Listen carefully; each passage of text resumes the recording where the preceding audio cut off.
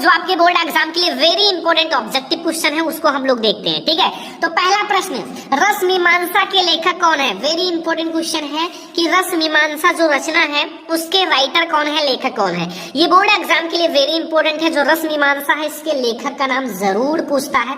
ठीक है, या फिर आपका एक और इनकी रचना है चिंतामणि, जो आचार्य रामचंद्र शुक्ल जी इसके लेखक हैं, तो इनकी एक और रचना है चिंतामणि। तो चिंतामणि भी आपके बोर्ड एग्जाम में बहुत बार आता है कि चिंतामणि के लेखक कौन है। तो आप ये जरूर तैयार कर लो जो मैं आपको बता रहा हूं, क्योंकि ये सारे बोर्ड एग्जाम के लिए बहुत ज्यादा इंपॉर्टेंट है। ठीक है, क्वेश्चन नंबर सेकंड है, कीर्ति कंकाल के लेखक हैं। जो कीर्ति कंकाल है ये सब बहुत इंपॉर्टेंट है, मैं इन सबको इसलिए बता रहा हूँ कि आप जल्दी से तैयार कर लो। कीर्ति कंकाल, कंकाल किसकी रचना है?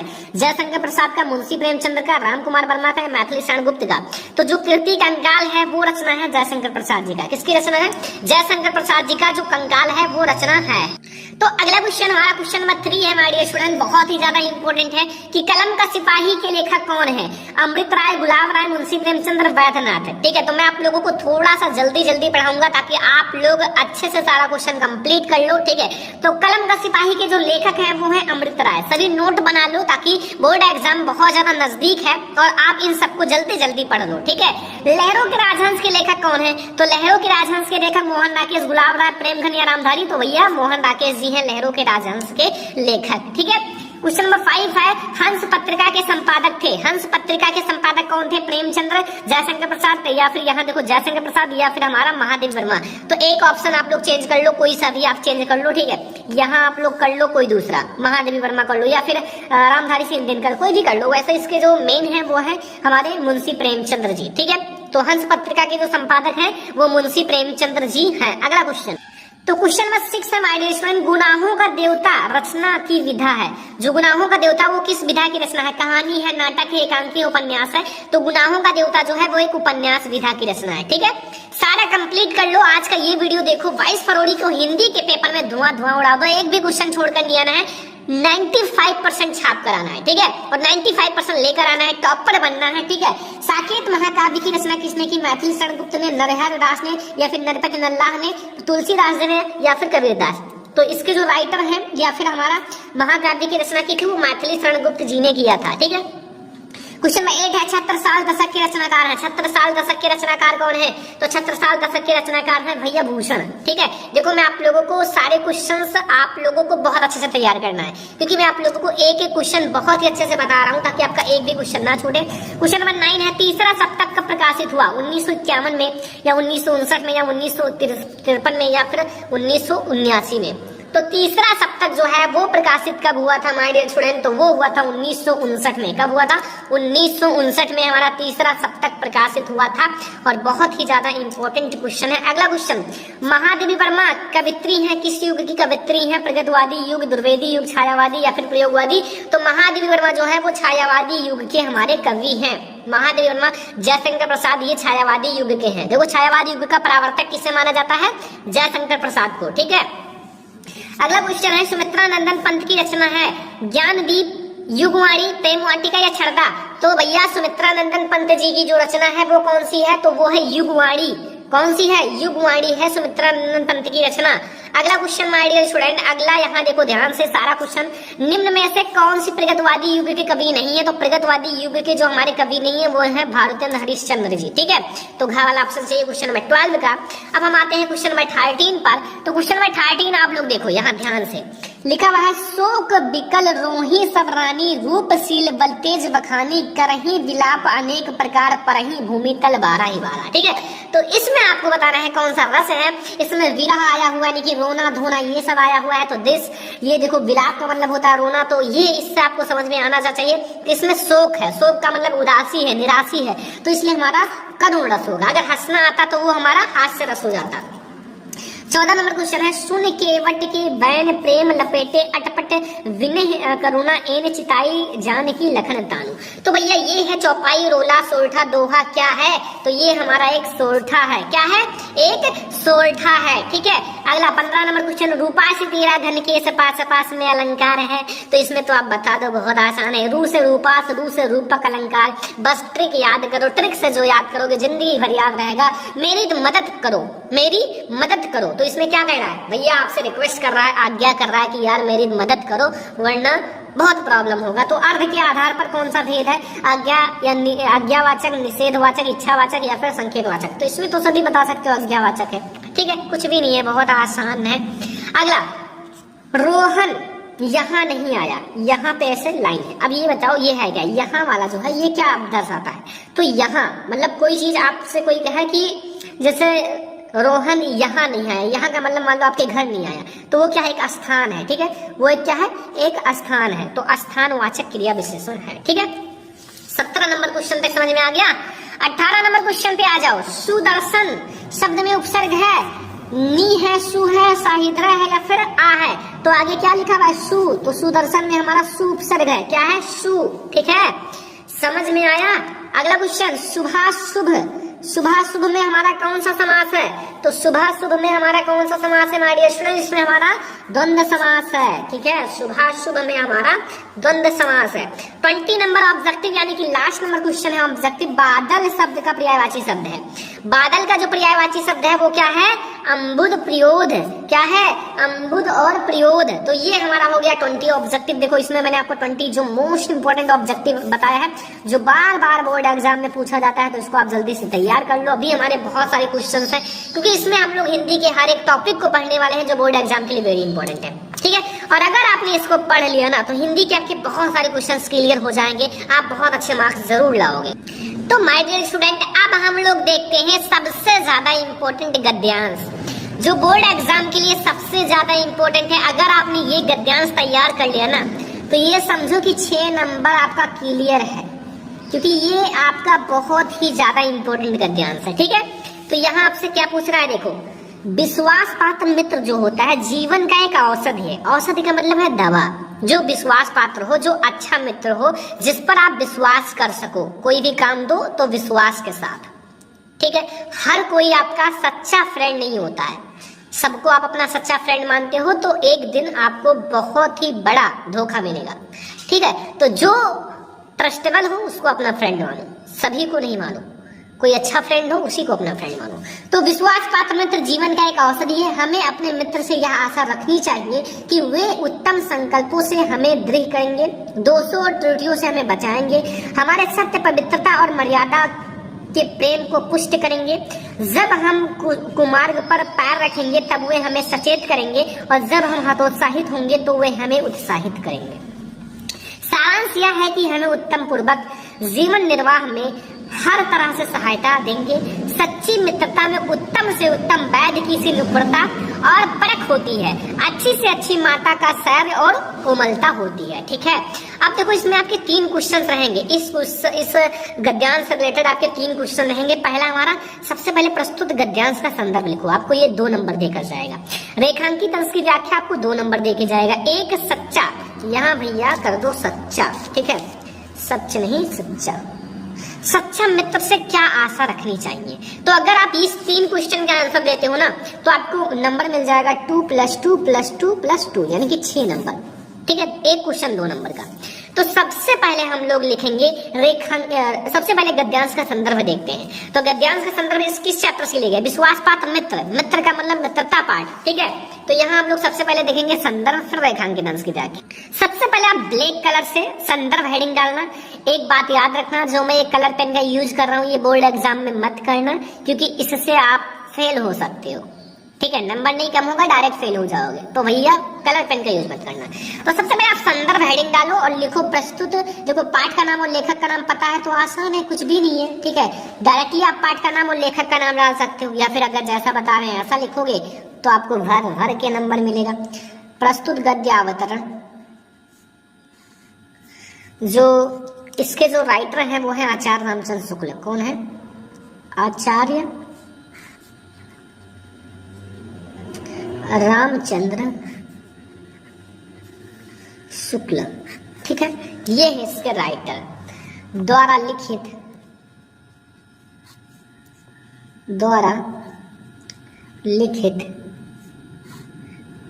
एवं हमारी पाठ्य पुस्तक, ध्यान से देखना, अब आपके पास समय नहीं है, 22 फरवरी को हिंदी का पेपर है, इसलिए मैं आपको बहुत ही अच्छे से समझा रहा हूँ एक एक टॉपिक को। और अगर यही आप लोग संदर्भ अदर चैप्टर में भी अप्लाई कर सकते हो। पाठ का नाम, लेखक का नाम बदल देना बस, ठीक है। हिंदी के गद्य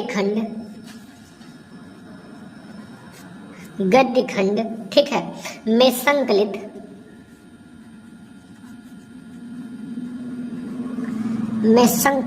अब इस चैप्टर का नाम क्या है माय डियर स्टूडेंट? वो है मित्रता। क्या है?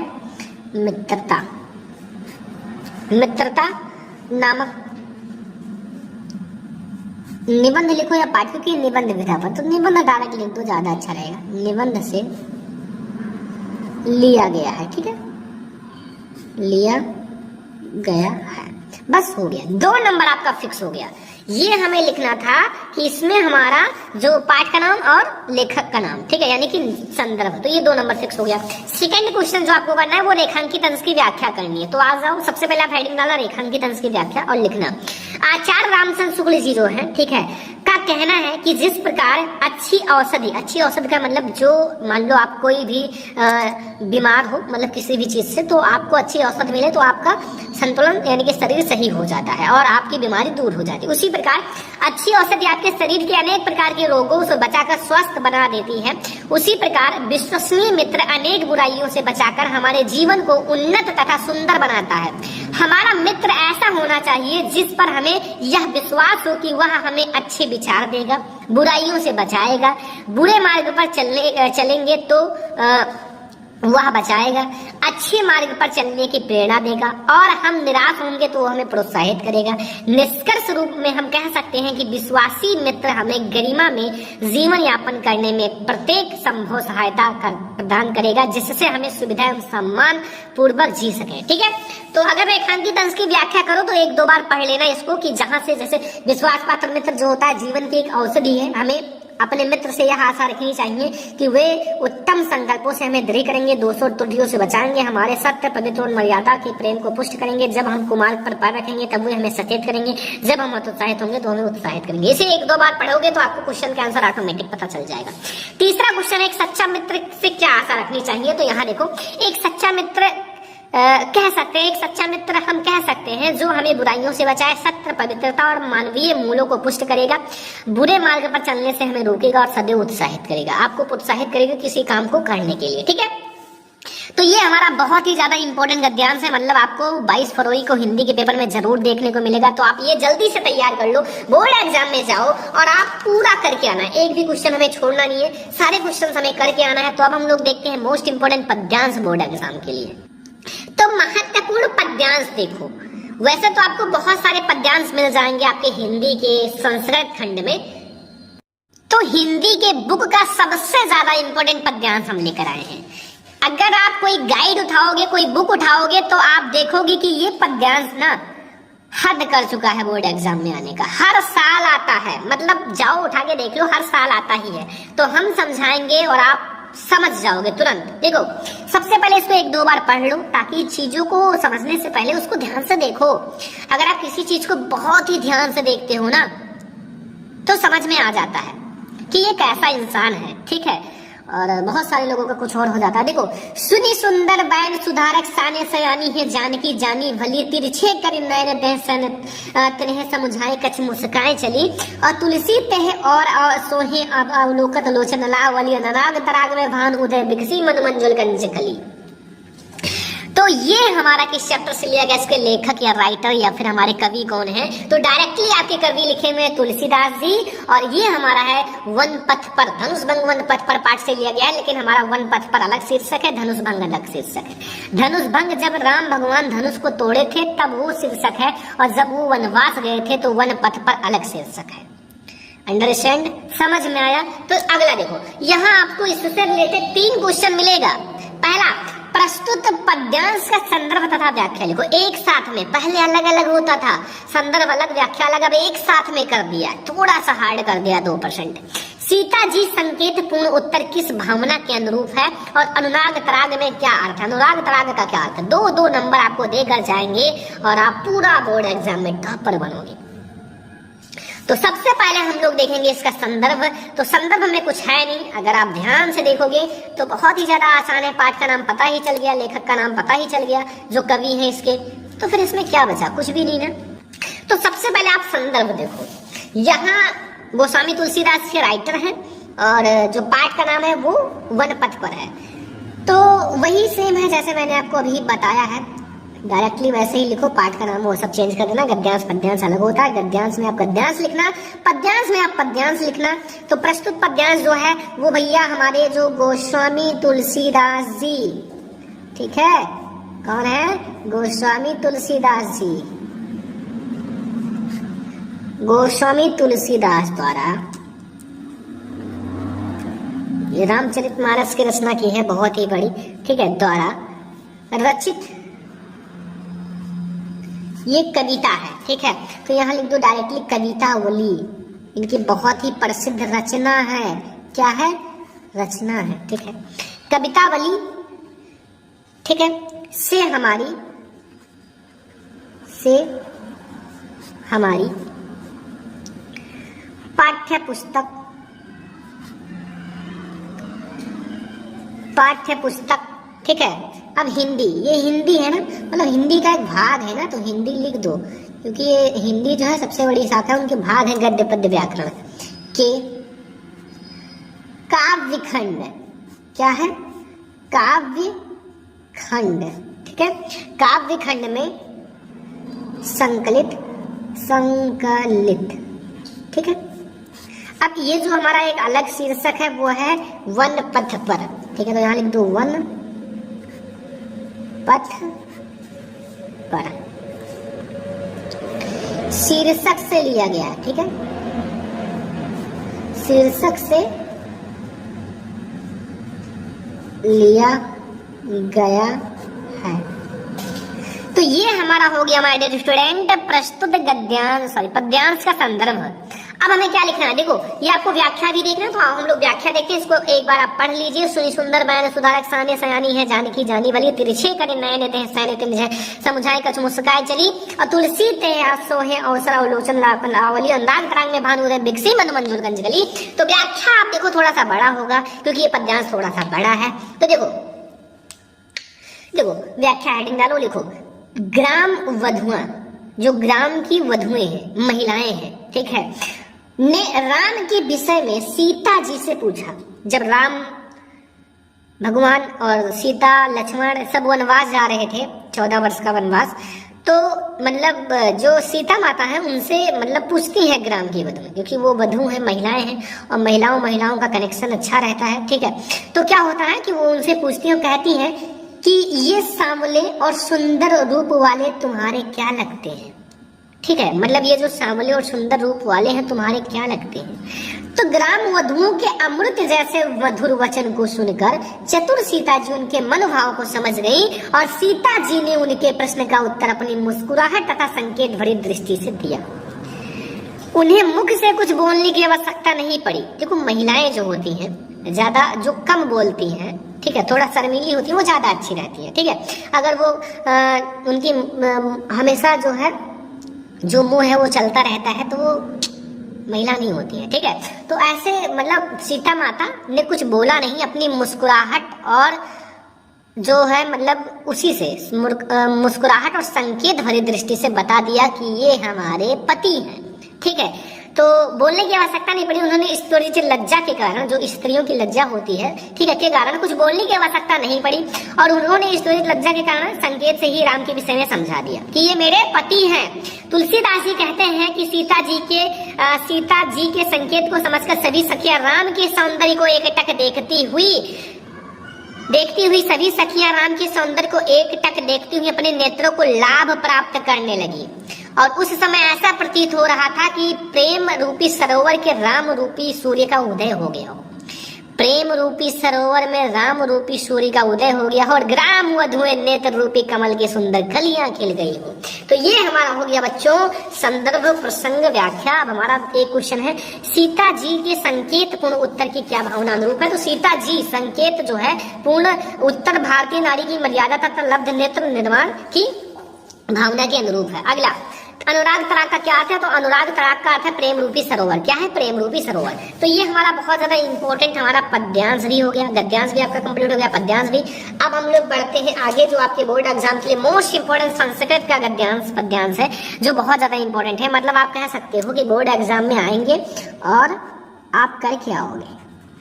हम हैं तो क्या गम है, आप लोग बस पढ़ाई करो, हम पढ़ाने के लिए तैयार हैं, तो आप लोग पढ़ने के लिए तैयार हो जाओ, ठीक है। फ्यूचर आपका सवाल है, फ्यूचर का आपका सवाल है, मेहनत आपको करना पड़ेगा, ठीक है। हम आपको पढ़ा देंगे, सब कुछ पढ़ा रहे हैं, हर एक सब्जेक्ट पढ़ा रहे हैं, ठीक है। तो देखो सबसे पहले ये बहुत ज्यादा इंपॉर्टेंट हमारा गद्यांश संस्कृत का 5 नंबर आपको देखा जाएगा। ऐसा नगरी भारतीय संस्कृति संस्कृत भाषायाम केंद्रम स्थली अस्ति एत एवं संस्कृत भाषायाम वर्णसम संस्कृत आलोका सर्वत्र प्रसिद्धा मुगल युवराजा दाराशिको अत्यंत भारतीय दर्शन शास्त्रम अध्ययनम आकरोत सह तेषां ज्ञानम तथा प्रभावितम अभवत यत एवं उपनिषद अनुवादम फारसी भाषायाम करिता। संदर्भ देखो सबसे पहले, प्रस्तुत गद्यांश हमारी पाठ्य पुस्तक हिंदी के संस्कृत खंड के वाराणसी पाठ से लिया गया। ये हमारा किस चैप्टर से है? वाराणसी पाठ से लिया गया है, ठीक है। समझ में आया? वाराणसी पाठ से लिया गया है, समझ में आ गया ना। अगला समझो प्रसंग। प्रसंग में क्या है कि इस गद्यांश में वाराणसी की ऐतिहासिकता तथा अवस्थिति के विषय में बताया। देखो ये संदर्भ और प्रसंग जो है आप वाराणसी के हर एक गद्यांश में जोड़ सकते हो। हर एक पंक्ति का जो गद्यांश होता है ना, बहुत सारे गद्यांश होते हैं, 2-3-4 इंपॉर्टेंट है, उसमें आप जोड़ सकते हो। सेम ही संदर्भ, सेम ही प्रसंग, केवल व्याख्या चेंज करना पड़ेगा क्योंकि ये अलग अलग होते हैं। तो व्याख्या है, यह नगरी भारतीय संस्कृति और संस्कृत भाषा का केंद्र स्थली है। यहीं से संस्कृत साहित्य और संस्कृति का प्रकाश सभी जगह फैला है। मुगल युवराज दारा शिकोह ने यहाँ आकर भारतीय दर्शन शास्त्रों का अध्ययन किया था। उनके ज्ञान से इतना प्रभावित हुआ था कि उसने उपनिषदों का अनुवाद फारसी भाषा में कराया। फारसी भाषा में, देखो कि इनको फारसी आता था तो फारसी भाषा में कराकर इसको बहुत अच्छे से अध्ययन किया। तो ये हमारा बहुत ज्यादा इंपॉर्टेंट है। हमारे वाराणसी चैप्टर बहुत ज्यादा इंपॉर्टेंट है। प्रबुद्धो ग्रामीणा बहुत ज्यादा इंपॉर्टेंट है। भारतीय संस्कृति बहुत ज्यादा इंपॉर्टेंट है। मैंने बता भी रखा है, अगर आप नहीं पढ़ रहे हो आपकी गलती है। अब हम क्या भी कर सकते हैं, आप लोगों को सब कुछ पढ़ा भी रहे हैं, ठीक है। तो ये हमारा हो गया संस्कृत का गद्यांश, जो बोर्ड एग्जाम के लिए बहुत ही ज्यादा इंपॉर्टेंट है। अब हमारा पद्यांश आ जाओ संस्कृत का। संस्कृत का पद्यांश देखो, एक हमारा बहुत ज्यादा इंपॉर्टेंट, कई सारे हैं पद्यांश, लेकिन मैं एक बहुत ज्यादा इंपॉर्टेंट लाया हूँ, 5 नंबर आपका फिक्स कराएगा कि बंधनम मरणम यपि जयो यप पराजय उभयत्र समो वीरा वीर भावे ही वीरता। ये किस चैप्टर से लिया गया है? हमेशा वीर वीर की नाम आया है तो वीरा वीर पूज्यते से बात से लिया गया है। राइटर लेखक इसके होते नहीं है, तो बस नाम लिखो काम हो जाएगा, ठीक है। संदर्भ का तो संदर्भ में लिखो, प्रस्तुत श्लोक हमारी पाठ्य पुस्तक हिंदी के संस्कृत खंड के वीरा वीर पूज्यते पाठ से लिया गया है। प्रसंग में है, इसमें सिकंदर और पुरु राजा के संवाद, मतलब जो उनकी बातों का द्वारा वीरता को प्रभावित किया गया है, ठीक है। अब देखो व्याख्या हम लोग देख लेते हैं। बंधनम मरणम ये जय पराजय उभय समो वीरा वीर भावे ही वीरता। देखो इसका मतलब है बंधन हो अथवा मरण हो, यानी कि एक दूसरे से जुड़ना, जैसे शादी होता है तो बंधन होता है, मतलब एक दूसरे से जुड़ते हैं, अथवा मरण हो अथवा मृत्यु हो, जीत हो या हार हो, मतलब जीत हो या हार हो, दोनों अवस्थाओं में वीर समान होते हैं। अगर जीते तो भी अच्छा है, नहीं जीते तो भी अच्छा है, क्योंकि उनको कुछ ना कुछ सीख मिला, ठीक है, उस हार से। हार पे भी आप लोगों को अच्छा रहना है, बट कोशिश करो तब हारो तब अच्छी बात है। ऐसा नहीं कि आप सो रहे हो और फिर आ गया टाइम तो हार गए, तो ये थोड़ी, ठीक है। समान रहते हैं और वीर भाव को ही वीरता कहते हैं। वीर का जो भाव होता है वही वीरता कहलाता है। तो ये हमारा हो गया मोस्ट इंपोर्टेंट पद्यांश संस्कृत का। तो गद्यांश पद्यांश संस्कृत का समझ में आया, 10 नंबर फिक्स कर लिया, कोई दिक्कत नहीं है। एक श्लोक आप समझ लो, ये वाला मान लो बोर्ड एग्जाम में आ गया तो एक श्लोक 2 नंबर आपका फिक्स कराएगा श्लोक, ठीक है। क्या है? सर्वे भवन्तु सुखिनः सर्वे सन्तु निरामया सर्वे भद्राणि पश्यन्तु मा कश्चित् दुर्भागा भवेत्। तो ये वाला आप श्लोक तैयार कर लो, बोर्ड एग्जाम के लिए वेरी इंपॉर्टेंट है। आपका 2 नंबर श्लोक का भी कंप्लीट हो जाएगा, ठीक है। तो ये हमारा हो गया संस्कृत का गद्यांश पद्यांश श्लोक। कोई दिक्कत कोई कंफ्यूजन नहीं होगा। साथ में मैंने आपको सभी गद्यांश इंपॉर्टेंट बता दिए, हिंदी का पद्यांश भी। अब हम लोग अगला टॉपिक देखते हैं फटाफट। अब देखो आपके बोर्ड एग्जाम के लिए मोस्ट इंपोर्टेंट जीवन परिचय, ठीक है। सबसे पहले मैंने आपको बता रखा है कि पहला आप तैयार कर लो गद्य में आचार्य रामचंद्र शुक्ल का, ठीक है, पहला चैप्टर। दूसरा आप जयशंकर प्रसाद का तैयार कर लो। तीसरा आप मैंने बताया था सूरदास जी का तैयार कर लो। चौथा तुलसीदास जी का। पांचवा आप लोग महादेव वर्मा का। तो इसमें से हम लोग बहुत ज्यादा इंपॉर्टेंट सारे देखते हैं जीवन परिचय। तो सबसे पहले आप हेडिंग डालो जयशंकर प्रसाद जी का। आप ऊपर प्रश्न देखो बोर्ड एग्जाम की कॉपी है, इधर आप अंडरलाइन कर लेना, एक तरफ ऊपर प्रश्नोत्तर संख्या डाल देना जो भी है, फर्स्ट सेकंड थर्ड फोर्थ 5 6 जो भी है, ठीक है। आपके बुक में, आपके पेपर में, बोर्ड एग्जाम में जो भी संख्या होगा ऊपर प्रश्नोत्तर संख्या डाल देना, फिर जयशंकर प्रसाद का जीवन परिचय, फिर जीवन परिचय हेडिंग डाल देना। देखो जयशंकर प्रसाद का जन्म काशी में सुंघनी साहू नाम से प्रचलित वैश्य परिवार में हुआ। सन 1889 ईस्वी में हुआ था। कब हुआ था? सन 1889 ईस्वी में हुआ था, ठीक है। इनके पिता का नाम देवी प्रसाद था। इनके परिवार का मुख्य व्यापार तंबाकू का था। इनका जो व्यापार था, मुख्य व्यापार जैसे मेन व्यापार होता है वो तंबाकू का था। इनके युवा अवस्था में इनके पिता का स्वर्गवास हो गया। उनके 4 वर्ष मतलब युवा अवस्था जब उनको आया तो उनके पिता का स्वर्गवास हो गया। उनके 4 वर्ष बाद उनकी माता का भी देवासन हो गया। इसलिए प्रसाद जी की शिक्षा तथा पालन पोषण इनके बड़े भाई शंभू रत्न ने किया। प्रसाद जी ने हिंदी, उर्दू, फारसी, संस्कृत तथा अंग्रेजी शिक्षा घर पर ही प्राप्त किया। इन सब की जो शिक्षा है वो घर पर ही किया। और इनके बड़े भाई की मृत्यु हो जाने के कारण, देखो पहले पिता का मृत्यु हुआ, फिर 4 वर्ष बाद माता का भी मृत्यु हो गया, अब इनके बड़े भाई का भी मृत्यु हो गया। कितना बड़ा आफत आ गया इनके परिवार पर, मतलब पूरा परिवार ही खत्म कर दिए भगवान ने, ठीक है। तो मृत्यु के कारण तंबाकू का व्यापार ठप हो गया तथा इनका परिवार ऋणग्रस्त हो गया। अब देखो जो इंसान है अंदर से टूट चुका था, क्योंकि एक एक लोगों की मृत्यु हो रही है, अब क्या फायदा कमाने से, ठीक है। तो ऋण चुकाने के लिए इन्होंने अपनी पैतृक संपत्ति, जो पहले की संपत्ति थी इनके मम्मी पापा वाली संपत्ति, वो सब बेच दी। और प्रसाद जी अनेक विपरीत परिस्थितियों का सामना करना पड़ा। प्रसाद जी को बहुत सारी विपरीत परिस्थितियों का सामना करना पड़ा, ठीक है। और प्रसाद जी भी क्षय रोग के शिकार हो गए। लास्ट में इनको भी क्षय रोग हो गया, जिससे शरीर बिल्कुल दुर्बल हो जाता है, अंदर कोई जान ही नहीं बचती है। और फिर एट लास्ट तक तथा रंज के द्वारा इनका शरीर बहुत ज्यादा दुर्बल हो गया। काशी में सन 1937 वर्ष की उम्र में इनका स्वर्गवास हो गया। 1937 उस वर्ष में इनका स्वर्गवास हो गया। कहीं कहीं इनका जन्म 1890 भी लिखा रहता है, तो डोंट वरी, आप कुछ भी लिखोगे 89 90 सही है, ठीक है, उसमें टेंशन मत लेना। नहीं तो आप लोग कमेंट करो सर ये वो, ठीक है, कमेंट मत करना इसके लिए, क्योंकि ये सही है। अब देखो इसकी रचनाएं भी समझ लो, क्योंकि रचनाएं लिखोगे तो भी आपको फुल नंबर मिलेगा। तो चलो देखते हैं रचनाएं। तो आप हेडिंग डालो रचनाएं। रचनाएं हम इनका कुछ अलग टाइप से लिखेंगे ताकि आपको फुल नंबर मिले। सबसे पहले काव्य है इनका आंसू कमायनी झरना, उपन्यास है इरावती तितली, कहानी है आंधी इंद्रजाल छाया, और नाटक है चंद्रगुप्त स्कंदगुप्त। तो ऐसे आप 4 नाम लिख देना, अच्छे से रचनाएं लिख देना, बहुत ज्यादा आसान है, नंबर भर भर के मिलेगा, कोई काट नहीं सकता, आपको फुल नंबर मिलेगा अगर ऐसे लिखोगे तो।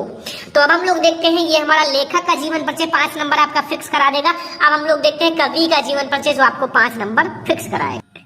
तो अगला हमारा जीवन परिचय सूरदास जी का। जो कवि सूरदास जी हैं बहुत ही ज्यादा इंपॉर्टेंट जीवन परिचय है।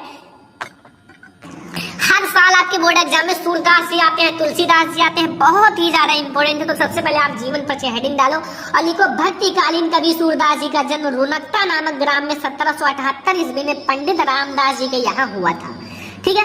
पंडित रामदास जी संस्कृत ब्राह्मण थे। देखो जो कवियों का जीवन परिचय होता है वो थोड़ा सा अलग टाइप का होता है। ये पता नहीं होता कि इनका जन्म कहाँ हुआ, ठीक है, कहाँ इनका पालन पोषण हुआ, मतलब ऐसा लगता है कि मतलब कुछ समझ में नहीं आता। अभी यही देखो ध्यान से, इनका जो है जन्म पंडित रामदास जी के यहाँ हुआ था। पंडित रामदास जी संस्कृत ब्राह्मण थे। कुछ विद्वान इनका जन्म सिंही नामक स्थान पर मानते हैं, कुछ ऐसे विद्वान है जो इसका स्थान सिंही नामक स्थान को जन्म मानते हैं। अब देखो कुछ कह रहे हैं सिंही नामक स्थान भी हुआ, अगर जन्म हुआ है तो सही एकदम नहीं पता होता है। अब सूरदास जी जन्म से अंधे थे। अब बहुत सारे ऐसा मतभेद है कि सूरदास जी जन्म से अंधे थे। अगर भैया जन्म से अंधे थे तो इतना अच्छा वर्णन कैसे किया श्री कृष्ण जी की बाल अवस्था का, ठीक है। तो ये भी बहुत बड़ा कंफ्यूजन है कि सूरदास जी जो थे वो जन्म से अंधे थे। इस संबंध में विद्वानों में मतभेद है और विद्वानों का कहना है कि बाल मनोवृत्तियों और चेष्टाओं का जैसा सूक्ष्म वर्णन कोई जन्मांध यानी कि अंधा व्यक्ति नहीं कर सकता, इसलिए ऐसा प्रतीत होता है कि ये संभवतः बाद में अंधे हुए होंगे। सूरदास जी एक बार वल्लभाचार्य जी के दर्शन के लिए मथुरा के गौघाट आए और उन्हें स्वरचित मतलब अपने द्वारा लिखी हुई एक पद गाकर सुनाया और वल्लभाचार्य जी ने तभी उन्हें अपना शिष्य बना लिया। वो इतना अच्छा गाए ना तो वल्लभाचार्य जी ने उन्हें अपना शिष्य बना लिया। वल्लभाचार्य जी ने उन्हें श्रीनाथ मंदिर का कीर्तन भार सौंप दिया और बहुत बड़ा काम सौंपा, श्रीनाथ मंदिर का कीर्तन भार। तभी वे मंदिर उनका निवास स्थान बन गया और सूरदास जी विवाहित थे। पहले से उनका विवाह हो गया था, उनकी पत्नी थी, उनके बच्चे थे, बट इससे पहले वे परिवार के साथ रहते थे। बट वल्लभाचार्य जी के संपर्क के आने के बाद वो पहले दीनता के पद गाया करते थे। बहुत ज्यादा गरीबी जो होता है ना, दीनता, ठीक है, उसका पद गाया करते थे वल्लभाचार्य जी के संपर्क में आने से पहले। उसके बाद वो क्या करते थे, बाद में अपने गुरु के कहने पर कृष्ण लीला का गान करने लगे, ठीक है। और इनकी मृत्यु 1583 ईस्वी में गोवर्धन के पर्वत के पास पारसोली नामक स्थान पर हुआ था, ठीक है। अब देखो इनका रचनाएं लिख देना, सूर सागर, सूर सारावली और साहित्य लहरी। बहुत आसान है यार, सूर सागर, सूर सारावली और साहित्य लहरी। तो ये 3 रचनाएं लिख देना, आपको नंबर बहुत अच्छा मिलेगा। तो आपका जीवन परिचय 2 कंप्लीट हो गया। अब थोड़ा सा आप भी मेहनत कर लेना, जो बचा है उसको पढ़ लेना, ठीक है। अब हम लोग देखेंगे निबंध, जो आपके बोर्ड एग्जाम के लिए बहुत ज्यादा इंपॉर्टेंट निबंध है, जो बोर्ड एग्जाम में आता ही है, ठीक है। तो चलो अब हम लोग देखते हैं निबंध। अगला हेडिंग है हमारा, बहुत ज्यादा इंपॉर्टेंट है निबंध, प्रदूषण की समस्या तथा समाधान पर निबंध। सबसे पहले आप हेडिंग डालो रूपरेखा, जो आपको हेडिंग डिस्कस करना है वो डाल दो। प्रस्तावना हम डिस्कस करेंगे इसमें, प्रदूषण का अर्थ, प्रदूषण के प्रकार, समस्या का समाधान, उपसंहार। तो सबसे पहले प्रस्तावना। आजकल प्रदूषण की समस्या बहुत ज्यादा बढ़ रही है। इस समय हमारे समझ से सबसे बड़ी चुनौती है पर्यावरण को बचाने का है, क्योंकि पानी, हवा, जंगल, मिट्टी आदि सब कुछ प्रदूषित हो चुका है। इसलिए प्रत्येक व्यक्ति को पर्यावरण का महत्व बताया जाना चाहिए। यदि हमने इस असंतुलन को दूर नहीं किया तो मानव जीवन बाध्य हो जाएगा, मानव जीवन खतरे में आ जाएगा, और पता नहीं तब तक मानव जीवन होगा भी या नहीं। तो बहुत छोटा सा मैंने लिखा है प्रस्तावना। आई होप कि आपको बहुत अच्छे से समझ में आ गया होगा, कोई दिक्कत नहीं होगा। प्रदूषण का अर्थ, संतुलित वातावरण में ही जीवन का विकास संभव है। अगर आपका वातावरण अच्छा है, शुद्ध है, संतुलित है, तो ही विकास संभव है। पर्यावरण का निर्माण प्रकृति के द्वारा किया गया है। बढ़ती जनसंख्या पर्यावरण के संतुलन को बिगाड़ कर दूषित कर देती है। जब बहुत ज्यादा जनसंख्या बढ़ती है, जिस घर में 5 लोग पहले प्रदूषण फैलाते थे, अब उसी घर में 10 लोग फैला रहे हैं। तो कहीं ना कहीं जनसंख्या वृद्धि बहुत बड़ा कारण है प्रदूषण का फैलाने का, और लगातार जनसंख्या वृद्धि बहुत ही तेजी से हो रही है, ठीक है। तो अगला हेडिंग देखते हैं। आगे देखिए, इस प्रकार वातावरण को प्रदूषित करने वाले को प्रदूषण कहते हैं। जनसंख्या की असाधारण वृद्धि और औद्योगिक प्रगति ने प्रदूषण की समस्या को जन्म दिया है। इससे मानव को बहुत ज्यादा संकट उत्पन्न हो सकती है। प्रदूषण के प्रकार देख लो, बहुत ज्यादा इंपॉर्टेंट है प्रदूषण के प्रकार। आज के वातावरण में प्रदूषण कुछ इन रूपों में पाया जाता है। पहला का वायु प्रदूषण।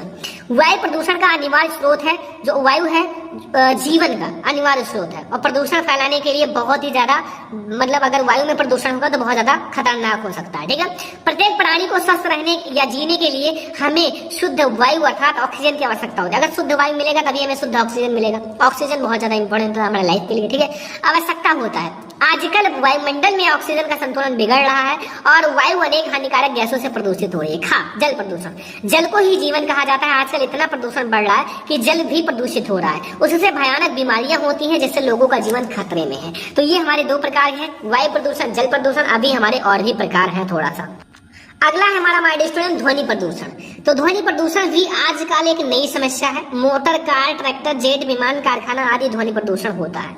रासायनिक प्रदूषण।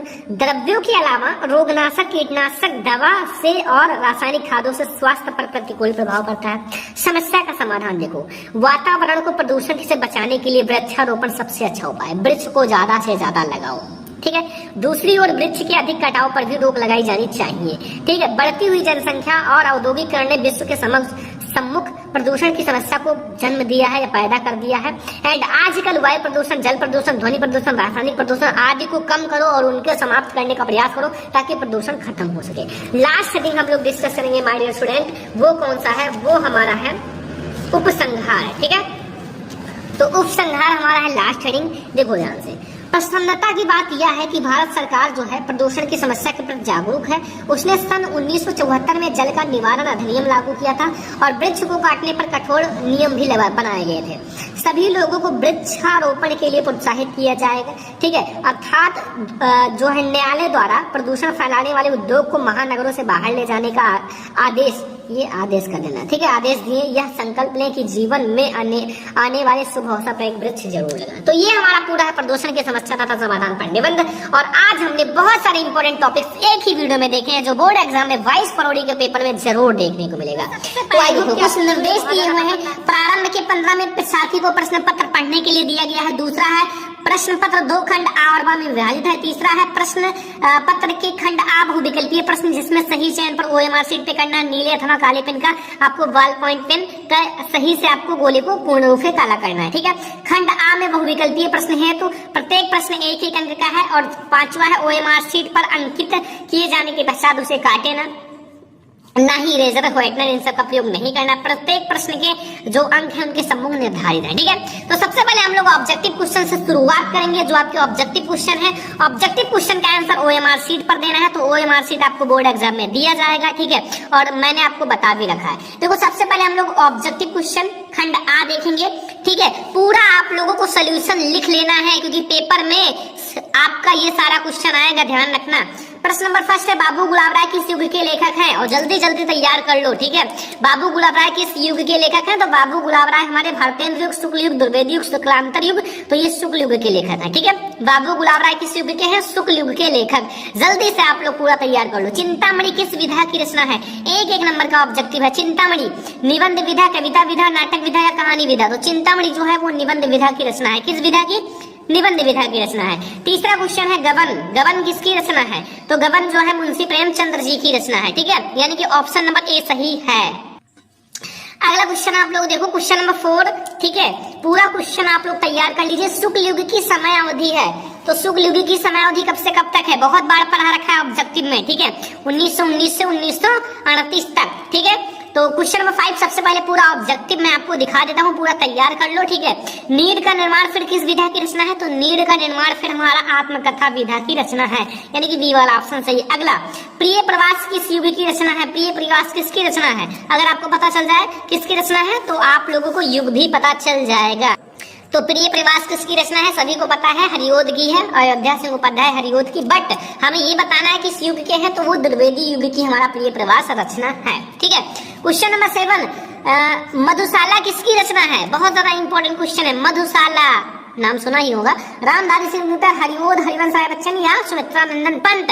तो मधुशाला भैया है हरिवंश राय बच्चन जी की, ठीक है। हरिवंश राय बच्चन नाम ही काफी है। अगला देखो, क्वेश्चन नंबर 8 है, भारत भारती किसकी रचना है? तो भारत भारती किसकी रचना है? मैथिली शरण गुप्त जी की। एक नंबर 20 नंबर जल्दी से कंप्लीट कर लो, फिर हम लोग पूरा पेपर का सोल्यूशन देखेंगे, सब कुछ आपका क्लियर हो जाएगा, ठीक है। 22 फरवरी को हिंदी के पेपर में जाना और सारा छाप के चले आना, ठीक है। 95 स्कोर करके आना। आधुनिक काल कब से कब तक है? तो आधुनिक काल भैया कब से कब तक है? 1843 से अब तक है, ठीक है। क्वेश्चन नंबर 10 है, मतीराम किस युग के कवि हैं? आधुनिक काल या आदिकाल या फिर भक्ति काल या रीति काल? तो मतीराम जी जो है वो रीति काल के कवि हैं। बिहारी लाल जी किसके युग के हैं? वो भी रीति काल के हैं। हास्य रस का स्थायी भाव क्या है? एक नंबर का ऑब्जेक्टिव जल्दी जल्दी तैयार कर लो। हास्य रस का स्थायी भाव शोक है या हास्य है या रति है या निर्वेद है? तो हास्य का हास होता है, हास्य का मतलब हंसना, ठीक है। अगला क्वेश्चन नंबर 12 एक नंबर का है, सोहत ओढ़े पीठ पट श्याम सलोने गात मनो नीलमण शैल पर आपत्ति प्रयोग प्रभात में कौन सा अलंकार है? उपमा अलंकार, रूपक अलंकार, उत्प्रेक्षा अलंकार, श्लेष अलंकार? तो इसमें मनहु शब्द आ गया, तो ये हमारा उत्प्रेक्षा अलंकार होगा। क्या होगा? उत्प्रेक्षा अलंकार। क्वेश्चन नंबर 13 है, रोला छंद में कुल कितने चरण होते हैं? 1 मार्क्स का ऑब्जेक्टिव है, रोला छंद में कुल कितने चरण होते हैं? तो रोला में हमारे 4 चरण होते हैं, ठीक है। 4 ही चरण होते हैं ना, हाँ। अगला आकर्षण। आकर्षण में हमारा शब्द में उपसर्ग है। आकर्षण शब्द में उपसर्ग, आगे क्या जुड़ा हुआ है? बड़ा आ, तो बड़ा आ हमारा उपसर्ग हो जाएगा, जो आगे जुड़ा हो वही हमारा उपसर्ग होता है। अगला क्वेश्चन नंबर 15, रचना के आधार पर काव्य के कितने वेद होते हैं? तो रचना के आधार पर जो हमारा वाक्य होते हैं, वाक्य के कितने? 2 या 6 या 5 या 3? कितने भेद होते हैं? 3 भेद होते हैं। एक नंबर का ऑब्जेक्टिव पूरा, ठीक है। पीताम्बर में कौन सा समास है? पीताम्बर में हमारा बहुब्रीहि है, कहीं कहीं कर्मधारय भी होता है, तो ध्यान रखना। अगला आंसू का तत्सम रूप है, 1 नंबर का ऑब्जेक्टिव है। आंसू का तत्सम रूप क्या होता है? तो बच्चों आंसू का जो तत्सम रूप है वो क्या होता है? अश्रु, आंसू, रोना या आंख? तो आंसू का जो तत्सम रूप होता है वो अश्रु होता है, ठीक है। क्या होता है? अश्रु। कृतवाच्य में किसकी प्रधानता है? कृतवाच्य में किसकी प्रधानता है? कर्ता की प्रधानता, भाव की प्रधानता, कर्म की प्रधानता? इसमें से कोई नहीं, तो भैया इसमें कर्ता की प्रधानता है, ठीक है। कर्ता की प्रधानता। अगला ताभ्या शब्द में एक बहुवचन विभक्ति है, तो चतुर्थ विभक्ति बहुवचन है, ठीक है। अगला है सर्वनाम है, निम्न में सर्वनाम। 1 नंबर का ऑब्जेक्टिव फटाफट से पूरा कंप्लीट कर लो बस। मनुष्य है या वह है या बचपन है या हमारा, इसमें से कोई नहीं, तो वह है, ही सी दिस दैट, ये सब प्रोनाउन होते हैं, सर्वनाम होते हैं, ठीक है। तो ये 20 मार्क्स आपका ऑब्जेक्टिव आपका कंप्लीट हो गया, ठीक है। 20 मार्क्स का ऑब्जेक्टिव आपका कंप्लीट हो गया। कोई टेंशन मत लेना, ये सारा तैयार कर लो, नोट बना लो और फिर आप बोर्ड एग्जाम में जाओ, छाप कर आओ, कोई भी नहीं रोक पाएगा, ठीक है। फिर हमारा 50 नंबर का वर्णनात्मक प्रश्न है बोर्ड एग्जाम में लिखने वाला। तो ये भी हम सॉल्यूशन के साथ समझेंगे। वर्णनात्मक प्रश्न खंड बा, ठीक है, ये पूरा तैयार कर लो, ऐसा कोई नहीं बताएगा, ठीक है, पूरे YouTube पर आपको ऐसी वीडियो नहीं मिलेगी। तो आप ये पूरा जो मैं बता रहा हूँ वो सारा तैयार कर लो, ठीक है, पूरा सॉल्यूशन के साथ समझा देता हूँ कि ये एक वायरल पेपर है, यहीं से क्वेश्चंस आपके बोर्ड एग्जाम में आएंगे। तो चलो अब हम लोग देखते हैं अगला जो हमारा गद्यांश है। देखो, निम्नलिखित गद्यांश के आधारित 3 प्रश्नों का उत्तर देना 6 नंबर का है, ठीक है, 6 नंबर का। अब आप 2 में से कोई भी कर सकते हो, चाहे आप ये वाला करो और चाहे अथवा लगा हुआ है नीचे वाला करो। तो हम एक करेंगे। देखो, यह कोई बात नहीं है कि एक ही स्वभाव और रुचि के लोगों में मित्रता हो सकती है। समाज में विभिन्नता देखकर लोग एक दूसरे की ओर आकर्षित होते हैं। जो गुण हम में नहीं है, हम चाहते हैं कि कोई ऐसा मित्र मिले जिसमें वो गुण हो। चिंताशील मनुष्य प्रफुल्ल चित्त का साथ ढूंढता है, निर्बल बलि का और धीर उत्साही का। उच्च आकांक्षा वाला चंद्रगुप्त युक्त और उपाय के लिए चाणक्य का मुंह देखता था या ताकता था। नीति विशारद अकबर का मन बहलाने के लिए बीरबल की ओर देखता था, ठीक है। हमारे पास 3 क्वेश्चंस भी है इसमें। उपयुक्त गद्यांश का संदर्भ लिखो, रेखांकित अंश की व्याख्या करो, लेखक के अनुसार समाज में विभिन्नता देखकर लोग एक दूसरे की ओर क्यों आकर्षित होते हैं। अथवा आप इसको कर सकते हो, हे भगवान, तब के लिए विपद के लिए इतना आयोजन, परम पिता क्या इच्छा के विरुद्ध भीख इतना साहस, पिताजी क्या भीख नहीं मिलेगी? क्या कोई हिंदू भूपृष्ठ पर जीवित नहीं बचा रह जाएगा जो ब्राह्मण को 2 मुट्ठी अन्न दे सके? यह असंभव है, फेर दीजिए पिताजी, मैं कांप रही हूं, इनकी चमक आंखों को अंधा बना रही है, ठीक है। उपयुक्त गद्यांश का संदर्भ लिखिए और रेखांकित अंश की व्याख्या ममता चैप्टर से है, देख लो, द्वारा किस कार्य को ईश्वर के विरुद्ध बताया गया, ठीक है। और इसमें ये देखो मित्रता लिखा हुआ है, तो मित्रता पाठ से है। अब दोनों का आप समझ गए। अब हम लोग सॉल्यूशन देखते हैं, ठीक है, इसका भी। तो देखो स्टूडेंट, ठीक है, ये हमारा कौन सा है? खंड बा है। तो सबसे पहले आप खंड बा डालना, प्रश्नोत्तर संख्या फर्स्ट है, प्रश्नोत्तर संख्या फर्स्ट डालना, ठीक है। तो ये देख सकते हो बोर्ड एग्जाम की कॉपी है, ऐसे आपको पेपर में कॉपी लिखना है, एक तरफा अंडरलाइन करना। अब आप वर्णनात्मक प्रश्न देखो, बा है एंड यहाँ प्रश्नोत्तर संख्या फर्स्ट डाला गया है, ठीक है। अब जो आपको हल करना है, जैसे मैंने इसको हल किया, 6 नंबर आपको मिल जाएगा तुरंत, यही सबसे ज्यादा इंपॉर्टेंट भी है। तो उसमें आप सबसे पहले क्या करना कि जैसे मैंने 3 अक्षर पहले के और 3 अक्षर बाद के लिख लिया है, ठीक है। 3 अक्षर यहाँ से, यह कोई बात नहीं, यहाँ से फिर नीचे से आप और देखता था, ये लिख लोगे तो एग्जामिनर को समझ में आएगा कि कौन सा हल किया गया है, ठीक है, और स्टूडेंट ने कौन सा गद्यांश हल किया है, तो उनको बहुत ही ज्यादा इजी लगेगा। तो सबसे पहले हमने ये डैश डैश करके लिख दिया है, ठीक है। फिर आप सबसे पहले क्या लिखोगे? संदर्भ, ठीक है। तो संदर्भ मैंने हेडिंग डाला है, देखो यहाँ, ये आपको पता है किस चैप्टर से लिया गया है। तो प्रस्तुत गद्यावतरण आचार्य रामचंद्र शुक्ल द्वारा लिखित एवं हमारी पाठ्य पुस्तक हिंदी के गद्य खंड में संकलित मित्रता नामक पाठ से लिया गया है, मित्रता नामक निबंध से लिया गया है। तो ये 2 नंबर आपको मिल जाएगा अगर आप इतना लिख दोगे, ठीक है। दूसरा हमारा रेखांकित अंश की व्याख्या। तो रेखांकित अंश हमारा यहाँ से यहाँ तक है, तो इसको पहले ध्यान से पढ़ लो, तभी आप कर पाओगे। यह कोई बात नहीं है कि एक ही स्वभाव और रुचि के लोगों में ही मित्रता हो सकती है। समाज में विभिन्नता देखकर लोग एक दूसरे की ओर आकर्षित होते हैं। तो देखो, यहाँ मैंने हेडिंग डाला है दूसरा रेखांकित अंश की व्याख्या, और फिर मैंने बहुत ही अच्छे हैंडराइटिंग के साथ डिस्कस किया है, ठीक है। अपनी हैंडराइटिंग अच्छी कर लेना। शुक्ल जी कहते हैं कि 2 व्यक्तियों में मित्रता होने के लिए यह आवश्यक नहीं है कि उनके स्वभाव एक ही जैसे हों, उनकी रुचियां समान हों, वरन भिन्न स्वभाव के लोगों में भी मित्रता हो सकती है। समाज में व्याप्त विभिन्नता को देखकर निर्धन धनी की ओर, निर्बल शक्तिशाली की ओर तथा विनीत जो है नम्र गंभीर व्यक्ति उत्साही की ओर आकर्षित होते हैं, जिससे कि उन्हें विपरीत में उचित प्रेरणा मिल सके, ठीक है। तो ये हमारा दूसरा क्वेश्चन हो गया, ठीक है। तीसरा क्वेश्चन, लेखक के अनुसार समाज में विभिन्नता देखकर लोग एक दूसरे की ओर क्यों आकर्षित होते हैं? तो इसका आंसर इसी में आपका छुपा हुआ है, ठीक है। तो पूरा आप लोग आंसर समझो। यहाँ विभिन्नता को देखकर व्यक्ति एक दूसरे की ओर आकर्षित होते हैं। आशय यह है कि व्यक्ति में जो गुण नहीं होते उन्हें जब यह दूसरे व्यक्ति में देखता है तो वह उसकी ओर आकर्षित होता है। चंद्रगुप्त अपने विद्वान मंत्री चाणक्य की ओर तथा अकबर बीरबल की ओर देखता था, ठीक है। तो ये हमारा 2-2 नंबर देकर जाएंगे और आपका 6 नंबर फिक्स करा देंगे, ठीक है। तो हमने इसको सॉल्व कर लिया, इसको आप सॉल्व करोगे तो कोई दिक्कत नहीं, दोनों में से कोई एक ही करना। तो मैंने एक कर दिया है। अब हम लोग देखते हैं अगला क्वेश्चन। अब हमारा 6 नंबर का पद्यांश आएगा, ठीक है। 6 ही नंबर का पद्यांश भी आता है। दूसरा क्वेश्चन, दिए गए पद्यांश पर आधारित 3 प्रश्न का उत्तर लिखे, जैसे चरण कमल बंदो हरिराई जाकी कृपा पंग गिर लंघ है। आगे देखो, अंधे को सब कुछ दर्शाई, बहिरो सुने गूंग पुनि बोले, रंग चले सिर छत्र धराई, सूरदास स्वामी गणनायम बार बार बंद होती भाई। यहाँ सूरदास आगे तो सूरदास पाठ से लिया गया है, यानी कि सॉरी सूरदास हमारे कौन है, पाठ के कवि हैं, और ये पद चक्र हो गया ना सूरदास जी का। 3 क्वेश्चन है। उपयुक्त गद्यांश का संदर्भ लिखो, रेखांकित अंश की व्याख्या करो, उपयुक्त पंक्ति में कौन सा अलंकार है। अब अथवा अगर ये नहीं आता तो इसको करो। सुनी सुंदर वैन सुधारक साने सायनी जानकी जानी, बलि तिरछे करी नैन नैन तिन्हे समुझाई कछ मुस्काई चली, अतुलसी ते अवसर सोहे राहु अवलोकत लोचन लाह अली अनुराग राग में भानुदय उदय मन मंजुल कंजली। इसमें भी 3 क्वेश्चन है। उपयुक्त गद्यांश का संदर्भ, रेखांकित अंश की व्याख्या, अनुराग तराग तथा मंजुल कंज कली में कौन सा अलंकार है। ठीक है, तो अब दोनों में से कोई एक सॉल्व करना है, बहुत ज्यादा इंपॉर्टेंट है दोनों भी। तो चरण कमल बंदो हरियाई वाला हम लोग सॉल्व करेंगे, वो बहुत ज्यादा इंपॉर्टेंट है क्योंकि ये बहुत ही बार आ चुका है और ये भी इंपॉर्टेंट है, लेकिन हम लोग एक सॉल्व करेंगे पूरे सॉल्यूशन के साथ।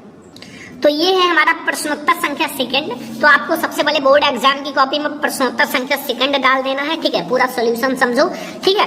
एंड फिर हमें देखो यहाँ आगे के 3 अक्षर चरण कमल बंदो, ठीक है, आगे के 3 अक्षर चरण कमल बंदो, और फिर लास्ट के आपको 3 अक्षर लेना है, ठीक है। जो लास्ट का 3 अक्षर है बंदो ती पाई, ठीक है, या फिर नहीं यहाँ है,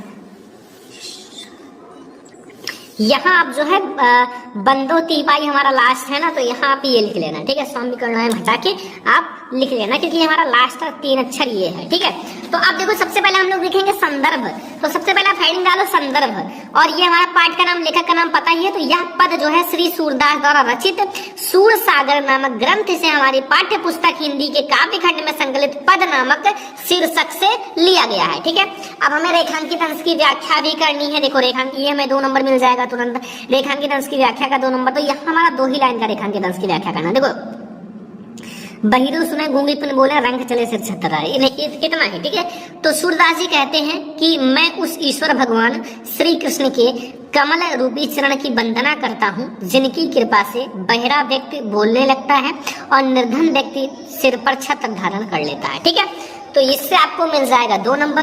तीसरा है कि उपयुक्त में हमारा कौन सा अलंकार है। तो इसमें हमारा भैया रूपक अलंकार है क्योंकि चरण की तुलना कमल से डायरेक्टली की गई है, ठीक है। तो ये हमारा हो गया 6 नंबर, आपका यहाँ से क्लियर हो गया, पूरा सॉल्यूशन समझ लो। 6 मार्क्स हमारे यहाँ से क्लियर हो गया, ठीक है। अब देखो इसको आप लोग कर लेना। देखो अब हमारा अगला क्वेश्चन है 3रा नंबर क्वेश्चन, ठीक है। इसमें पूछ रहा है दिए गए संस्कृत गद्यांश में किसी एक का संदर्भ सहित हिंदी अनुवाद कीजिए 5 नंबर का। 2 रहेगा, किसी एक को करना है। अब कोई सा भी आप कर सकते हो, जो आपको आता है वो कर सकते हो, ठीक है, क्योंकि बोर्ड एग्जाम में आपको देखने को मिलेगा ये सही, ठीक है। सबसे पहला, ऐसा नगरी भारतीय संस्कृति संस्कृत भाषा केंद्रम स्थली अस्ति एत एवं संस्कृत भाषायां संस्कृत यस्म आलोकम सर्वत्र प्रसिद्धः मुगल युग राजा दाराशिको आत्रयन् भारतीय दर्शनम शास्त्रम अध्ययनम अकरोत् तेषां ज्ञानम तथा प्रभावितम अभवत् यद् तेन उपनिषद अनुवादम फारसी भाषा करितः। अथवा आप इसको कर सकते हो, मानव जीवन संस्करणम संस्कृते अस्माकं पूर्वजः मानव जीवन संस्कृतं महन्तः प्रयत्नम अकुर्वन् तो अस्माकं संस्कृतं संस्कृतं ज्ञान आचरणं विचारणं च आदर्तम सर्वत्र अस्माकं संस्कृता, ठीक है। तो आप दोनों में से कोई एक कर सकते हो। अब आपको जो आता है उसको करो, बिल्कुल अच्छे से जो आता है, ठीक है। मतलब आपको जो 100% कंफर्म है वो करना, ऐसा नहीं कि आपको डाउट हो, दूसरा आपको आता हो, करना पहला चाहते हो, ऐसा नहीं है। आप कोई सा भी कर सकते हो, ठीक है। तो हम लोग डालेंगे सबसे पहले प्रश्नोत्तर संख्या 3 और जो भी हमें सॉल्व करना है उसको सॉल्व करेंगे। तो सबसे पहले हम लोग बोर्ड एग्जाम की कॉपी में डालेंगे प्रश्नोत्तर संख्या 3 और हमें सॉल्व करना है कौन सा, पहला। तो पहले आप लिख लो ऐसा नगरी भारतीय संस्कृति, ऐसा नगरी भारतीय संस्कृति डैश डैश कर लेना, भाष्य करता तो भाषण करता है, ठीक है, ताकि एग्जामिनर जब देखे तो पता चल जाए कि बच्चे ने ये स्पष्ट रूप से सॉल्व किया है।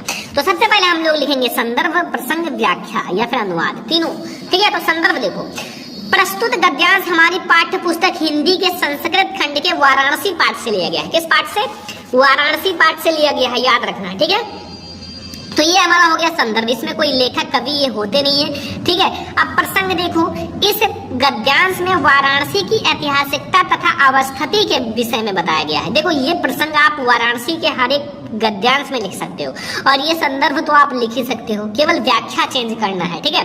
अब देखो यहाँ आपका व्याख्या में क्या करना है, देखो ऐसा नगरी भारतीय संस्कृत भाषा केंद्र स्थली अस्ति, यह जो नगरी है भारतीय संस्कृति और संस्कृत भाषा का केंद्र स्थली है।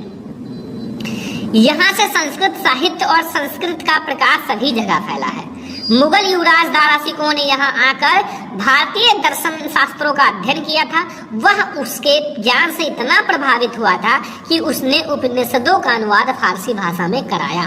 ठीक है, बस ये आपको मिल जाएगा 5 नंबर भैया तुरंत ही, क्योंकि ये 5 नंबर का है। अगर ये आता है तो इसको करना, दोनों आपको एक करना है। ठीक है, अब देखो पद्यांश, चौथा क्वेश्चन आपको मिलेगा कि दिए गए संस्कृत पद्यांश का हिंदी अनुवाद संदर्भ व्याख्या कीजिए 5 नंबर का। अब जो आता है वो करो, जो है मानवम हितम प्रियो भवति क्रोधम हितम न सोचति कामम हितम भवति लोभम हितम न भवेत्। ठीक है, सुखी भवेत्। अथवा आप ये वाला हर साल आता है भाई, तो ये वाला करो, अच्छा रहेगा। सर्वे भवन सुखिनः सर्वे सन्तु निरामया सर्वे भद्राणि पश्यन्तु मा कश्चित् दुर्भागा भवेत्। 5 नंबर मिल जाएगा, बहुत छोटा सा होता है, कुछ नहीं होता इसमें। तो चलो देखते हैं। तो सबसे पहले आप भैया डैश डैश कर लीजिए सर्वे भवन्ति। ठीक है, यहाँ से 2 अक्षर और दुखम भवेत्, दुर्भागा भवेत्। ठीक है, तो सर्वे भवन सुखिनः दुर्भागा भवेत्, 3 अक्षर 2 अक्षर जो भी लेना है। फिर सबसे पहले हम लोग संदर्भ हेडिंग डालेंगे। प्रस्तुत श्लोक हमारी पाठ्य पुस्तक हिंदी के संस्कृत खंड के भारतीय संस्कृति पाठ से उद्धृत है या लिया गया है। प्रसंग में प्रस्तुत श्लोक में भारतीयों की मूल भावना पर प्रकाश डाला गया है। तो ये तो बहुत आसान है, मेन है भैया इसका अनुवाद। तो भैया सर्वे भवन सुखिनः का मतलब होता है सब सुखी हूँ। ठीक है, ध्यान से समझो, सब सुखी हूँ, सब रोग रहित हो, मतलब रोग से दूर रहे, सबका कल्याण को देखें अर्थात सभी का कल्याण हो, कोई भी दुखी ना हो अर्थात कोई भी दुख का भागी ना बने। तो अगर इसे आप कर दिए ना तो 5 नंबर आपका बन गया। और बोर्ड एग्जाम में आएगा, ये पूरा वायरल पेपर है भाई। ठीक है, 22 फरवरी को हिंदी का पेपर देने जाना, और पेपर देकर जब आओगे तो कहोगे सर जो बताया था वही आया है। बस आप करके देखो। ठीक है, तो इसलिए मैं आपको पूरा सोल्यूशन समझा देता हूँ, एक एक का सोल्यूशन समझा रहा हूँ। ठीक है, तो अगला देखो क्वेश्चन नंबर 5 है, अपने पठित खंड काव्य के आधार पर प्रश्नों का एक का उत्तर देखो 3 नंबर का। ठीक है, खंड काव्य एक आता है, हर एक जिले का अलग अलग आता है। जैसे पहला है मुक्ति दूत खंड काव्य के आधार पर गांधी जी का चरित्र चित्रण। दूसरा है ज्योति जवाहर खंड काव्य, देखो इसी में दो दिखाया है। ठीक है, सुभाष रतिनानी, जय सुभाष पर, अग्र पूजा पर, कर्ण पर, कर्णवीर पर, अब जो तुमुल पर, जो खंड काव्य आपके जिले में डिस्ट्रिक्ट में आता है वो। मैं इस क्वेश्चन को नहीं कराना चाहता था, बट हमारे इधर जो आता है उसको मैंने सोचा कि करा दें। ठीक है, बच्चों का कल्याण हो जाए। तो देखो ज्योति जवाहर खंड काव्य हमारे इधर आता है। ठीक है, तो हम ज्योति जवाहर खंड काव्य करेंगे, तो दोनों में से कोई एक करना है। तो चलो हम लोग एक करते हैं। ठीक है, तो हम लोग करेंगे कि जो हमारा ज्योति जवाहर खंड काव्य है उसके आधार पर गांधी जी का चरित्र चित्रण। ठीक है, चरित्र चित्रण, ये 3 नंबर आपको मिल जाएगा। तो सबसे पहले आप भैया, ये हमारा प्रश्न उत्तर संख्या 5 है, तो आप हेडिंग डालो प्रश्न उत्तर संख्या 5। फिर ज्योति जवाहर खंड काव्य के आधार पर जवाहरलाल नेहरू का चरित्र चित्रण। ठीक है, तो सबसे पहले लिखो श्री देवी प्रसाद शुक्ल राही द्वारा रचित ज्योति जवाहर नामक खंड काव्य के नायक पंडित जवाहरलाल नेहरू जो हैं।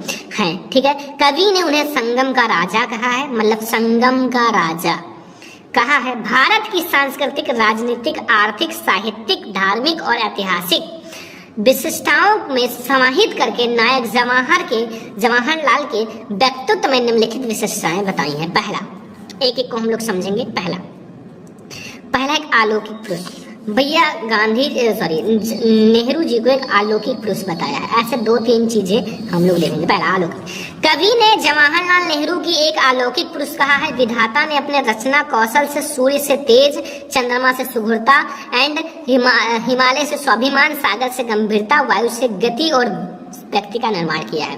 तो ये हमारा पहला पॉइंट है, एक अलौकिक पुरुष कहा है कवि ने इन्हें। फिर हम लोग देखेंगे दूसरा पॉइंट गांधी जी से प्रभावित। ठीक है, तो देखो जवाहरलाल नेहरू जो है महात्मा गांधी जी के सच्चे अनुयायी थे। उन्हें गांधी जी से सत्य, अहिंसा, उदारता, मानव प्रेम एंड करुणा आशीर्वाद प्राप्त हुआ। तीसरा जो थे वो साम्यवादी, साम्यकारी लोकनायक थे, यानी कि जवाहरलाल नेहरू जो थे काव्य में उनके विराट व्यक्तित्व में भारत के संपूर्ण धर्मों, संस्कृति, दर्शन, कला, साहित्य और राजनीतिक के सभी रूपों का अपूर्ण संगम है। ठीक है, एक दृढ़ व्यक्ति थे। अगला पॉइंट 5 चौथा है दृढ़ व्यक्ति। दृढ़ व्यक्ति का मतलब होता है कि नायक जो जवाहरलाल नेहरू थे में कठिनाइयों में धैर्य धारण करने की अद्भुत क्षमता है। इसलिए कवि ने कहा है कि कांटों की नोकों पर खिलना मेरे जीवन की शैली है और मेरी दिनचर्या जो है पर्वत से लेकर जंगल तक फैली है। तो भैया 5वां पॉइंट देखो, गौरवमय अतीत के वास्तविक अधिकारी प्रस्तुत काव्य खंड में नेहरू जी को अतीत के गौरव के सच्चे अधिकारी के रूप में चित्रित किया गया है। तो अगर आप ये 5 पॉइंट डिस्कस कर देते हो 2 पेज तो बहुत है, क्योंकि भैया 3 नंबर के लिए इतना काफी है। ठीक है, तो ये हमारा हो गया खंड काव्य। अब जो भी खंड काव्य आपके जिले में आता है कमेंट कर देना, मैं आप लोगों को बता दूंगा। 6वां जो है आप लोगों का वो है दिए गए लेखक में से किसी एक का जीवन परिचय लिखिए तथा उनकी रचना भी लिखिए। 5 नंबर आपको मिल जाएगा जीवन परिचय तथा उनकी रचना लिखने पर। ठीक है, तो पहला है डॉक्टर राजेंद्र प्रसाद, फिर जयशंकर प्रसाद, फिर आचार्य रामचंद्र शुक्ल। तो जो आपको 100% कंफर्म है उसको आप लिखना। ठीक है, और इसमें से अगर आसान देखा जाए तो जयशंकर प्रसाद जी का, और इस पर आपको भर भर के नंबर मिलता है। और जयशंकर प्रसाद जी जो है 100% आते भी हैं। ठीक है, तो ये पेपर आप जल्दी से मैं आपको सोल्यूशन करा देता हूँ, क्योंकि ये पेपर बहुत ज्यादा इंपॉर्टेंट है, वायरल पेपर है। और आप लोग पेपर तब देने जाओगे तो आप लोग देखोगे यही सारे क्वेश्चन भरे रहेंगे। ठीक है, तो ये है स्टूडेंट प्रश्नोत्तर संख्या 6 का हमारा का। ठीक है, तो सबसे पहले लेखक का पूछेगा तो सबसे पहले आप प्रश्नोत्तर संख्या 6 का डाल देना, जो कि है जयशंकर प्रसाद जी का जीवन परिचय। तो जीवन परिचय हेडिंग डाल देना और लिखना क्या, बहुत ज्यादा इंपॉर्टेंट है, ध्यान रखना। जयशंकर प्रसाद जी का जो जन्म है सन 1889 ईस्वी में काशी के एक प्रसिद्ध सुंघनी साहू परिवार में हुआ था। जैसे जयशंकर प्रसाद जी का जो जन्म है, याद रखना सन सबसे ज्यादा इंपॉर्टेंट है, 1889 ईस्वी में काशी के एक प्रसिद्ध सुंघनी साहू परिवार में हुआ था। इनके पिता का नाम बाबू देवी प्रसाद काशी के प्रतिष्ठित और धनस्थ व्यक्ति थे। इनकी प्रारंभिक शिक्षा जो है घर पर हुई। देखो पूरा तैयार कर लो, मैं आप लोगों को पूरा समझा रहा हूँ जैसे लिखना है बोर्ड एग्जाम में। ठीक है, तथा स्वभाव से या फिर स्वाध्याय से ही इन्होंने अंग्रेजी, संस्कृत, उर्दू और फारसी का श्रेष्ठ ज्ञान प्राप्त किया और साथ ही वेद, पुराण, इतिहास, दर्शन आदि का भी अध्ययन किया। माता पिता तथा बड़े भाई की मृत्यु हो जाने पर इन्होंने व्यवसाय और परिवार का उत्तरदायित्व संभाला ही था कि युवा अवस्था के पूर्व भाभी के बाद दूसरी पत्नी की भी मृत्यु हो गई। ठीक है, तो मृत्यु के कारण विपत्तियों का पहाड़ टूट पड़ा। इनका परिवार ऋण बोझ से दब गया और इनको विषम परिस्थितियों से संघर्ष करना पड़ा। अंततः ये भी क्षय रोग से शिकार हो गए, जिससे इनका शरीर बिल्कुल दुर्बल हो गया। इसलिए 14 नवंबर सन 1937 में 48 साल की उम्र में ये संसार से विदा हो गए। कुल 48 साल इन्होंने जीवित थे, लेकिन इस 48 साल में इन्होंने इतने बड़े काम कर दिए कि लोग 100 साल जीवित होकर नहीं कर पाए। ठीक है, तो मेन है कि आप अपने लाइफ में करते क्या हो, टाइम इंपॉर्टेंट है। ठीक है, देखो रचनाएं चंद्रगुप्त, स्कंदगुप्त, कामायनी, झरना, तो ये रचनाएं लिख देना ऐसे, बस आपको नंबर मिल जाएगा। ठीक है, तो हम लोगों ने देखा कि भैया सबसे पहले लेखक का जीवन परिचय जो 5 नंबर आपका फिक्स हो गया, तो यहाँ से आपका 5 नंबर क्लियर। अब 6वां का खा देखो, दिए गए कवि में से किसी एक का जीवन परिचय देते हुए उनकी रचना लिखो। ये आपका 5 नंबर मिल जाएगा। कवि का गोस्वामी तुलसीदास, सुमित्रानंद, महाकवि सूरदास, ये आपको 5 मार्क्स देकर जाएगा। कितना मार्क्स? 5 मार्क्स। तो ये आप लोग देखो इसको कैसे लिखना है, चलो हम लोग देखते हैं कॉपी में।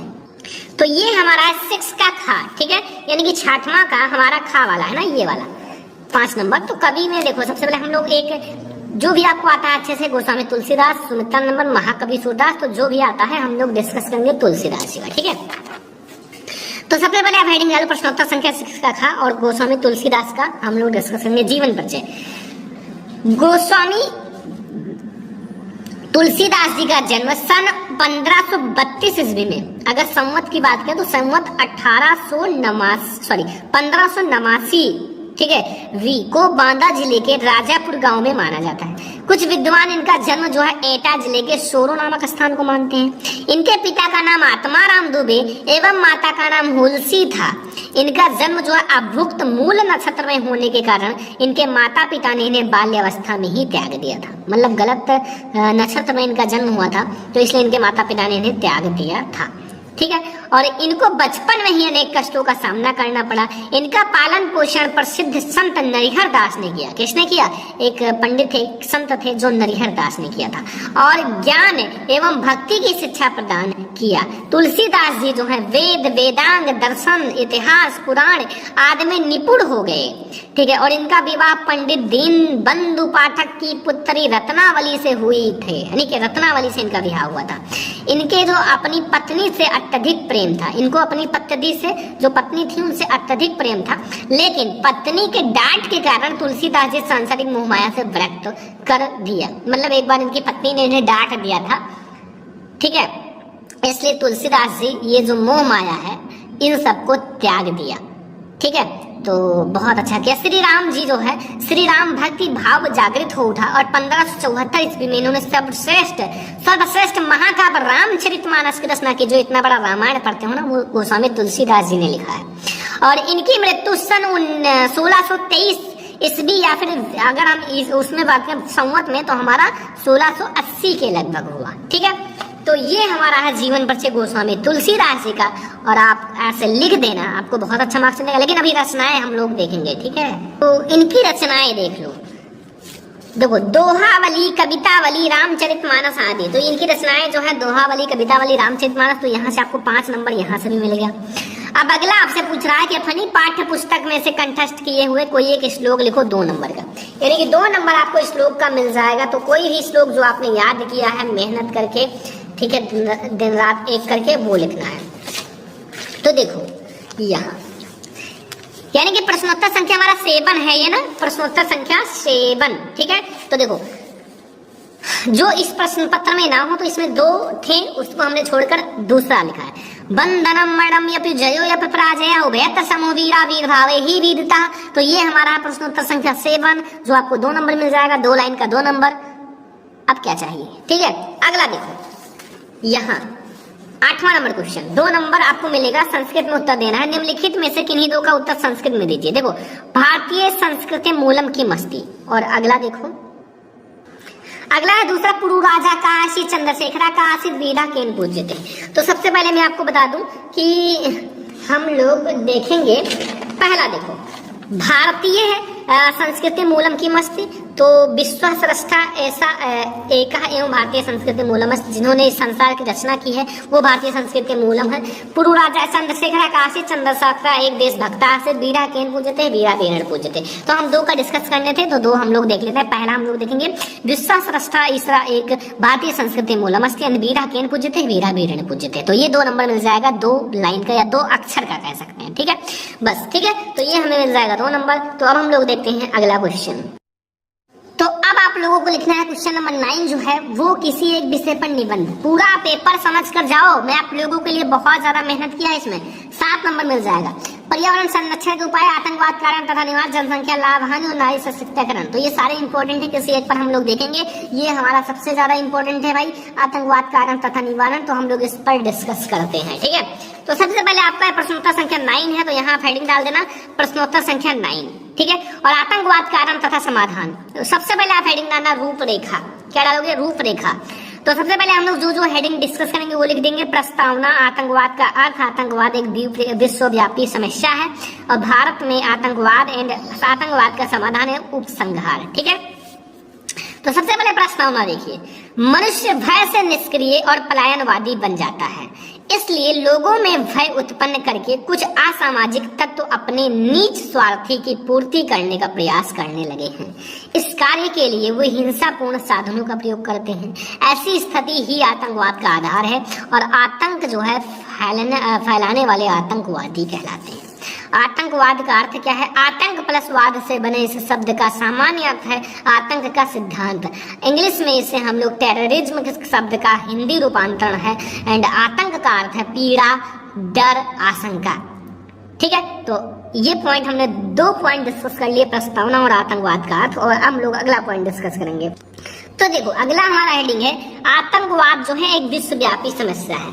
आज लगभग समस्त विश्व में आतंकवादी सक्रिय हैं। ये आतंकवादी समस्त विश्व में राजनीतिक स्वार्थों के पूर्ति के लिए सार्वजनिक हिंसा और हत्याओं का सहारा ले रहे हैं। भौतिक दृष्टि से विकसित देश में तो आतंकवाद की प्रवृत्ति ने विकराल रूप धारण ले लिया है और किसी देश द्वारा अन्य देशों में आतंकवादी गुटों का समर्थन देने की घटनाएं बढ़ेगी। राजनीतिज्ञों की हत्याएं, विमान अपहरण को समर्थन देने की घटनाएं बढ़ेगी और जो रासायनिक हथियारों का उपयोग अधिक होगा, ठीक है। भारत में आतंकवाद। स्वाधीनता के पश्चात भारत के विभिन्न भागों में आते हैं आतंकवादी संगठनों द्वारा आतंकवादी हिंसा फैलाई गई। इन्होंने बड़े बड़े सरकारी अधिकारियों को मौत के घाट उतार दिया और इतना आतंक फैलाया कि अनेक अधिकारियों ने सेवा यानी कि त्यागपत्र दे दिया, मतलब उसको त्याग दिया नौकरी को।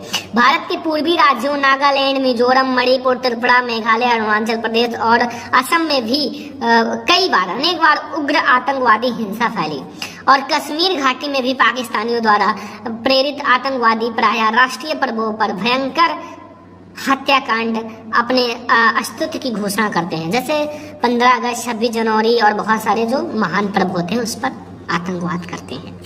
ठीक है, तो आतंकवाद का हम लोगों ने समझा, भारत में आतंकवाद। अब आतंकवाद का समाधान कैसे करेंगे ये हम लोग यहाँ समझेंगे। देखो, भारत में विषमतम स्थिति तक पहुंच चुके आतंकवाद के समाधान पर संपूर्ण देश के विचारकों और चिंतकों ने अनेक सुझाव रखे, किंतु यह समस्या अभी भी अनसुलझी है। इस समस्या का समाधान राजनीतिक दलों की गतिविधियों में परिवर्तन हो एंड दूसरे सीमा पार से प्रशिक्षित आतंकवादियों के प्रवेश और वहां से भेजे जाने वाले हथियारों एवं विस्फोटकों पदार्थों पर कड़ी चौकसी रखनी चाहिए। तीसरी, आतंकवाद को महिमा मंडित करने वाले युगों की मानसिकता बदलने के लिए आर्थिक सुधार करने होंगे।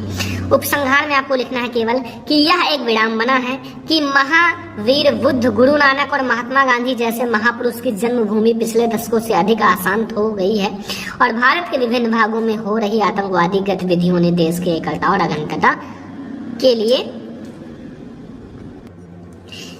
रूप धारण कर लिया है। ठीक है,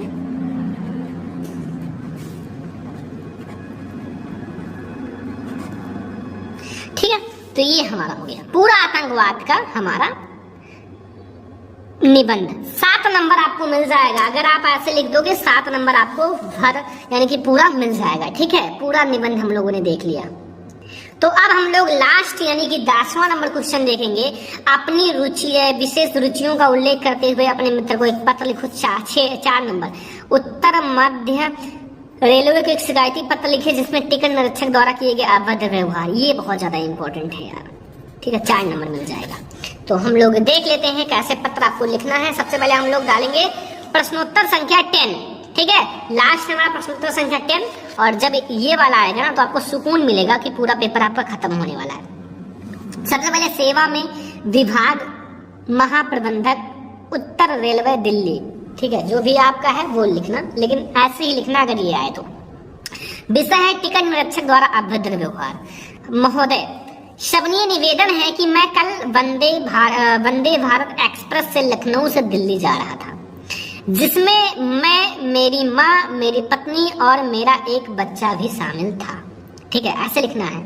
मैंने अपने पूरे परिवार का टिकट ले रखा था किंतु अपने बच्चे का नहीं लिया था क्योंकि 5 साल तक के बच्चों का टिकट नहीं लगता और मेरा बच्चा जो है वो 4 साल का था, 4 साल का है। अतः मुझे बच्चे की टिकट लेने की कोई जरूरत नहीं पड़ी और किंतु मेरा पूरा परिवार जब ट्रेन में सफर कर रहा था तभी एक टिकट निरीक्षक आया जिनका नाम संजय पांडे था। उसने हमारे बच्चे का टिकट ना होने पर अभद्र व्यवहार किया।